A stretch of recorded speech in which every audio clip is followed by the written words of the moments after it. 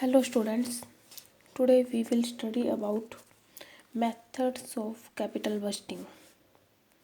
Capital budgeting.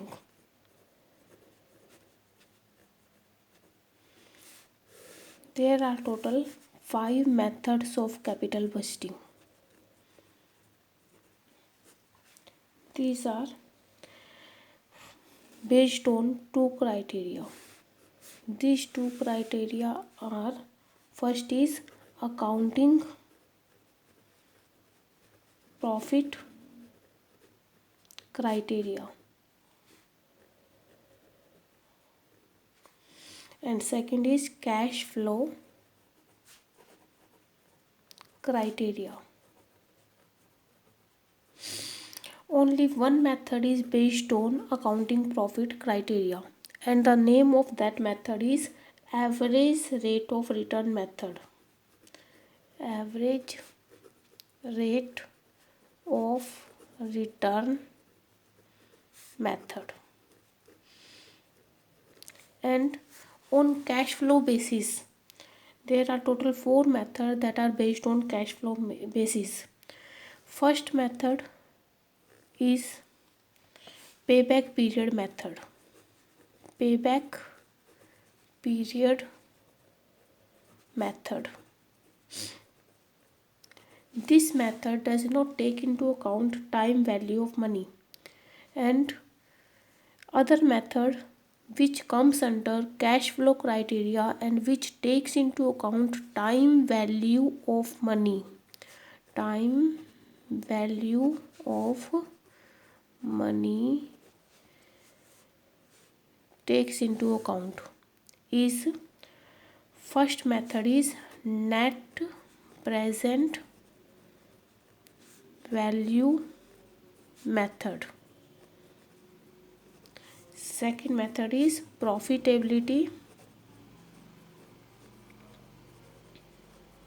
index method, and the third method is internal rate of return method.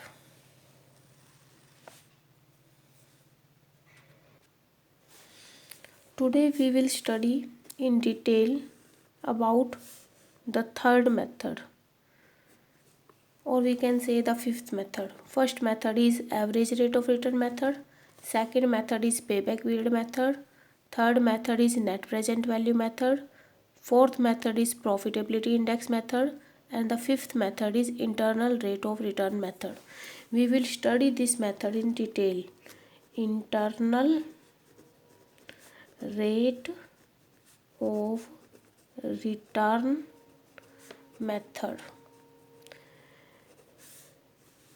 In this method, we will calculate the rate of return of a project, and we will calculate the rate of return of a project, and we will compare this rate with the compared with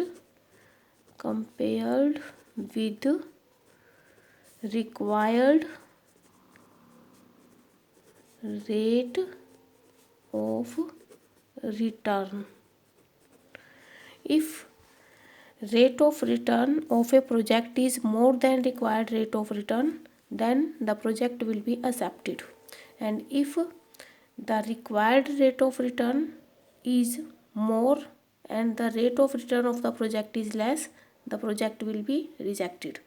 And if both the required rate and rate of return are equal, then there is no financial benefit to accept the project. We will accept the project only when there is any other non-financial benefit from the project. Otherwise, we will not accept the project. There can be 3 type of decision. First is accept decision. We will take the accept decision of a project when rate of return is more than required rate of return. And second, reject decision.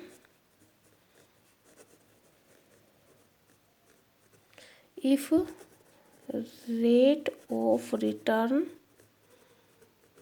is less than required rate of return. And third, if rate of return is equal to required rate of return,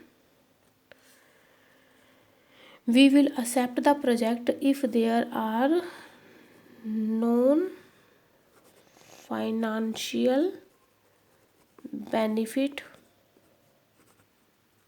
from project.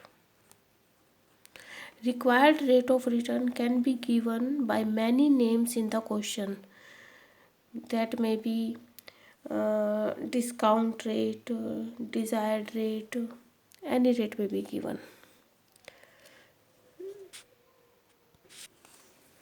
Now we will understand how to calculate the internal rate of return.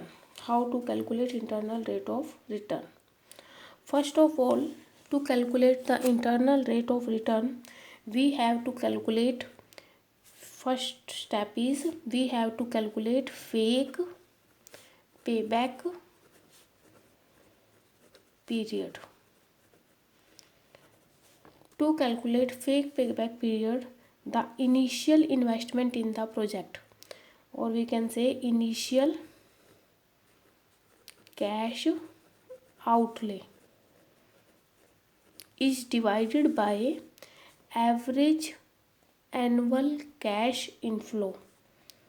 Average annual cash inflow of the project, and we will find out fake payback period. And now the question arises, how we will calculate average annual cash inflow.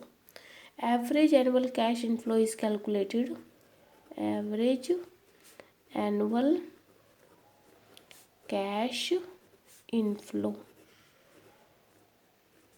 is equal to total cash inflow of the project during the whole life of the project divided by number of years of life of the project during life of the project. We will calculate average annual cash inflow. And to calculate the fake payback period, we will divide initial cash outlay with average annual cash inflow. Then we will get the value of a fake payback period. We will get the value of a fake payback period. In second step, we will see the value of a fake payback period in table A2 in the row of life of the project. If the life of the project is 10 years, then we will search the value of fake payback period in table A2 in that line which is of 10 years. Now the third step. To understand the third step, suppose the value of fake payback period is 5.28. Now we will look for this value 5.28 in table A2 in the row of 10th year. Here we will see the value 5.28. This value is 5.216 at 14% and 5.2426 at 13%. It means 5.28 will fall in between 13% and 14%. Here from this value our third step will decide. First of all, we will take the first discount rate to be 13%. We will calculate the net present value of the project at 13% discount rate. If net present value is positive, then we will again calculate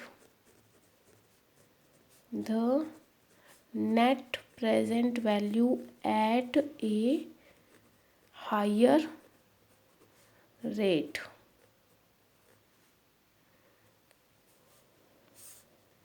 And if net present value is negative, then we will again calculate the net present value at a lower rate than 13%. Suppose net present value is positive, we can calculate net present value at a higher rate, maybe it 14% or 15%. And if it is negative, we will calculate the net present value at a lower rate, maybe it 11% or 12%. The two net present value should be such collected so that one net present value is positive and one net present value is negative. Now the fourth step. When in the third step we have calculated two net present value at one rate, at lower rate it is positive and at higher rate it is negative. Now we will put the formula to calculate internal rate of return, and the formula is lower discount rate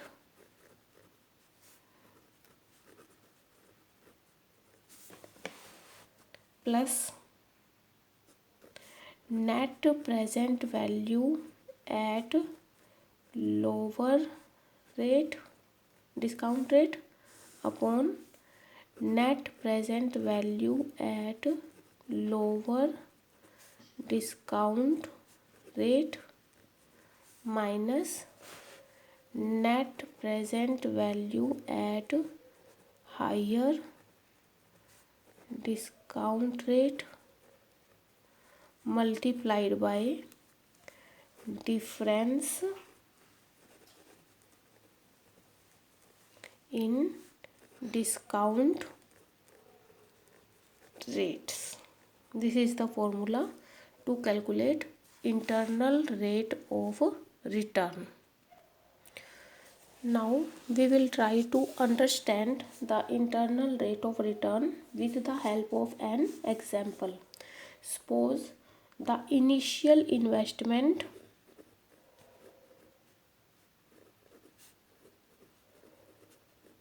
in a project is of rupee 60,500 and cash flow after tax of the project is given for 5 years. 1, 2, 3, 4, 5. In first year the cash inflow after tax is 14,000. In second year it is 16,000. In third year 18,000. In fourth year it is 20,000. And in fifth year it is 25,000. We have to calculate internal rate of return.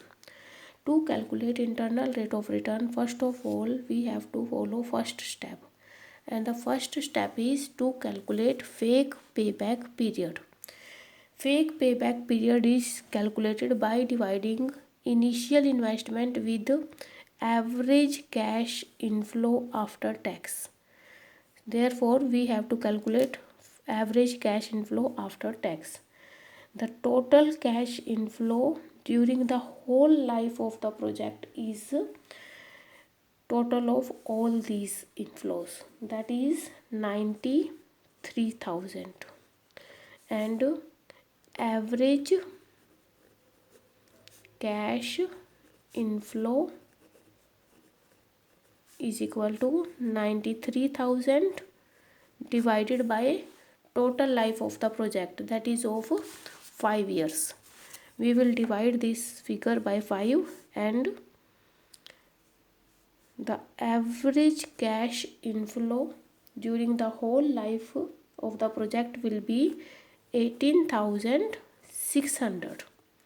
And first step is to calculate fake payback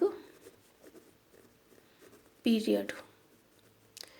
Fake payback period is calculated by initial investment, that is of rupees 60,500 divided by average cash inflow, that is 18,600, and the fake payback period will be 3.253 years.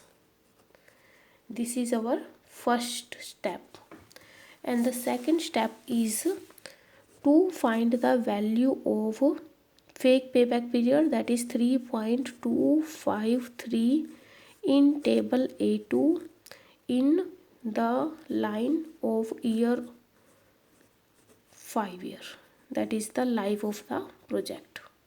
We will see the value from the table.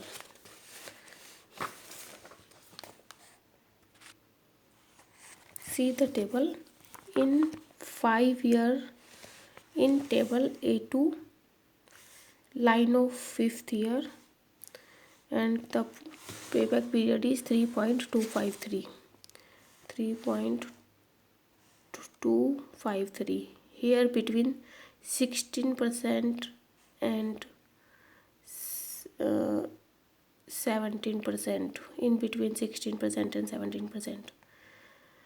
Therefore we will choose a rate. We have chosen 16%. 16% is our rate.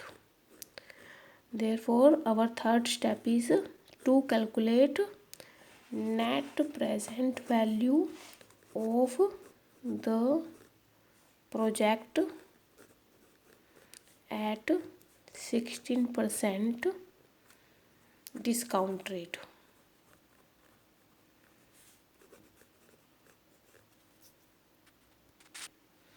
To calculate the net present value of the project at 16% discount rate, we will first of all write cash flow after tax in different year: first, second, third, fourth, fifth. In first year it is 14,000, 16,000, 18,000, 20,000 and 25,000. And we will see present value factor at the rate 16% from table A1. The present value factor are 0.862, 0.743, 0.641, 0.552, 0.476, and the present value will be we will get after multiplying cash flow after tax with the present value factor. In first year it will be 12,068, 11,888, 11,538, 11,040, 11,900, and the total will be 58434. And this is present value of cash inflow less present value of cash outflow, that is initial investment, that is of rupees 60,500. We will get the present value of rupee 2066, and that will be negative. Our net present value will be negative. And when we will get a negative net present value, we will again find the net present value at a lower rate. Now we will again calculate the net present value at a lower rate. अगर हम 15% rate पे net present value calculate करते हैं और वो again negative आ जाती है, तो फिर हमें एक बार और नेट प्रेजेंट वैल्यू कैलकुलेट करनी पड़ेगी एट ए लोअर रेट। तो इसीलिए हम चाहते हैं हमारी नेट प्रेजेंट वैल्यू अब की बार पॉजिटिव आए, तो हम रेट को 1% कम लेने के बजाय 2% कम ले लेते हैं और अगेन 14% डिस्काउंट रेट पे नेट प्रेजेंट वैल्यू कैलकुलेट करते हैं दोबारा से। To calculate the net present value again we will write cash flow after tax in first year, second year, third, fourth, fifth, that is again same 14,000, 16,000, 18,000, 20,000 and 25,000. We will see present value factor from table A1 at 14% discount rate. These factors are 0.877, 0.769, 0.675, 0.592, 0.519, and the present value is we will get present value by multiplying cash flow after tax with present value factor. That is in the first year 12278, 12304, 12150, 11840, 12975, and the total of all the present value of cash inflow is total present value of cash inflow, present value of cash inflow is total of this, and the total of this is 61,547, and the present value of cash outflow is rupee 60,500, and now the net present value is positive. Net present value is 1047. We want to create this type of situation when one net present value is negative and one net present value is positive.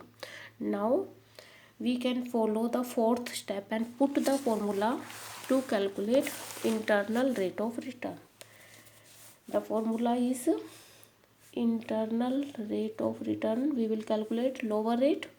Lower rate is what? That is 14% plus net present value at lower rate. We have calculated here net present value at lower rate is 1047 upon net present value at lower rate, again 1047 minus net present value at higher rate. Higher rate is 16%. Net present value at 16% is minus 2066 multiplied by difference in rate. Difference in rate means 16% minus 14%. We will solve this. 14% plus 1047 upon 3113 multiplied by 2. This is equal to 14.67%. Therefore, our internal rate of return will be 14.67. This is the explanation how we can calculate internal rate of return. Thank you.